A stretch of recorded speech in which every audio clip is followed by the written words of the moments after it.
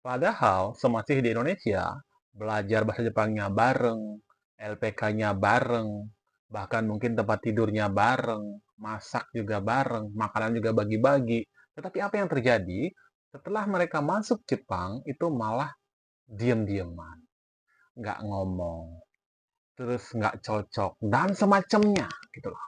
Why? Oke teman-teman, kembali lagi dengan Beli Dewa Channel, yaitu channel yang khusus mengupas tentang bahasa Jepang dan kehidupan di Jepang. Oke minasang, di video kali ini Sensei tertarik untuk membahas akhir-akhir ini banyak sekali permasalahan-permasalahan di antara orang Indonesia itu sendiri, ya. Jadi sangat disayangkan ya, seperti saya jelaskan di awal, padahal waktu mereka belajar bahasa Jepang itu mereka bareng. Kemudian ketika masuk LPK juga bareng, bahkan mungkin asramanya juga bareng, tempat tidurnya juga bareng, ya, makan juga bareng, berjuang bareng gitu loh. Tetapi apa yang terjadi setelah mereka masuk Jepang itu banyak banget terjadi yang namanya trouble, banyak sekali terjadi slack atau nggak cocok atau diam-diaman dan semacamnya. Nah, mungkin permasalahan yang terjadi itu banyak banget alasan ya.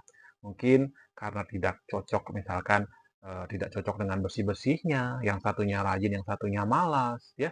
Dan kemudian yang satunya bisa dibilangin, yang satunya nggak bisa dibilangin, satunya keras kepala, dan semacamnya. Jadi, ada banyak permasalahan juga sih yang membuat ini terjadi, gitu loh.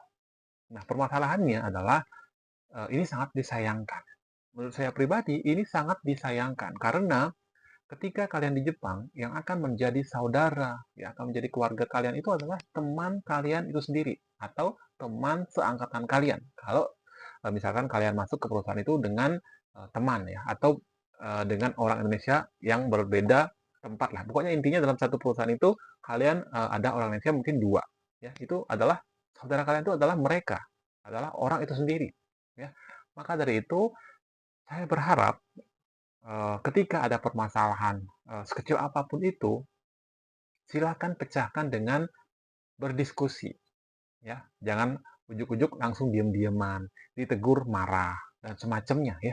Karena mungkin di situ juga ada rasa capek dan segala macamnya ya. Tetapi apapun itu bisa diobrolin minasan. Karena apa? Karena ketika kita sudah nggak akrab, kita sudah nggak nyambung, kita udah diam-diaman, pokoknya hubungan kita udah nggak bagus antar sama orang Indonesia di dalam perusahaan itu, saya pikir suasananya atau perasaan kalian tuh nggak bakal betah, ya. Ditambah lagi kalau misalkan selain dengan teman orang Indonesia sudah selek, terus di tempat kerja dengan orang Jepang juga selek, atau tidak disukai oleh orang Jepang. Bayangkan apa yang terjadi. Ya. Suasana kerja juga sudah nggak bagus, nggak nyaman. Terus pulang ke rumah ketemu teman yang seharusnya kalian jadiin saudara, itu juga sudah musuhan. Udah nggak nyaman, bener-bener.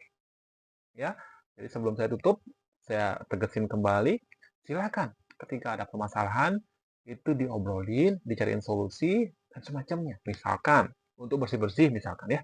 Kalau misalkan bersih-bersih ini berat untuk dilakukan setiap hari bersama-sama, itu bisa kalian buatkan piket ya. Misalkan hari Senin siapa, hari Selasa siapa dan seterusnya. Atau bisa juga membuat kesepakatan misalkan oke, kita bersih-bersihnya di hari Sabtu saja. Misalkan seperti itu. Itu juga oke, Minasang. Jadi intinya tidak boleh saling iri juga. Misalkan teman kalian misalkan digaji dengan diberikan pekerjaan lebih dan kalian juga jarang lembur dan semacamnya, kalian iri gitu. Terus nggak suka sama dia. Ya, intinya rezeki kita itu sudah ada yang ngatur. Walaupun kita berada di perusahaan yang sama, jam kerja yang sama dan semacamnya, itu rezeki kita beda. Mending kalian cari tahu kenapa dia bisa gajinya lebih besar daripada kalian. Kenapa dia bisa diberikan lembur lebih sering daripada kalian. Nah, itu yang mending kalian gali, kemudian kalian coba terapkan seperti apa yang dia lakukan. Siapa tahu dengan itu gaji kalian juga bisa naik daripada iri, terus bermusuhan, itu benar-benar tidak bagus. Oke, semoga bermanfaat. Silahkan share video ini biar teman-teman kita yang berada di Jepang ataupun yang akan berangkat ke Jepang itu mulai mendewasakan dirinya, menjaga emosinya, mengontrol emosinya biar tidak terlalu egois jadi orang ketika harus hidup bersama, kita harus saling memahami, saling menghargai dan seterusnya. Oke? Ja, mata nih.